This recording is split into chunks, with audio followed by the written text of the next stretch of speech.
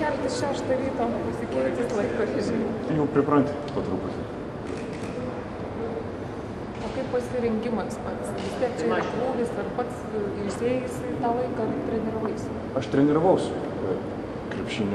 Kad krepšinį žaisti tokiam aukštam lygiai, tai vienas nepasitreniruosiu, reikia pastoviai žaisti.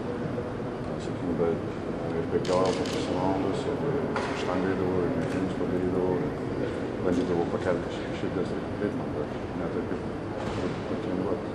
Ar dabar jau pasivėjęs savo kolegas? Dar truputis trūksta, tikrai truputis trūksta. Nu, kaip psichologiškai nesudėtinga sugrįžti, po pertraukos vėl grįžti? Ne, nesudėtinga, nes vis tiek žinai visą sistemą, visus pažįstami, taip, kad būna, žinai, per kokį pusę sezono į kitą komandą ateina ir reikia viską iš naujo susipažinti. O čia viską pažįsti, tai gaila taip išėjo su Robertu, bet važiavom padėti. Tau toks atsakingas labai darbas, iš tavęs tikėsis labai daug komandų? Nu, tai iš visos komandos daug kas tikėsis. Ir daug tikėsis. Kiekvienas turi žaisti daug geriau tiek gynybų, tiek puolimui. Reikia visiems tą Roberto vietą, kad pasimėti užlipti su savo darbais. Ar treneris konkrečiai sakė, ko tikėsis iš tavęs?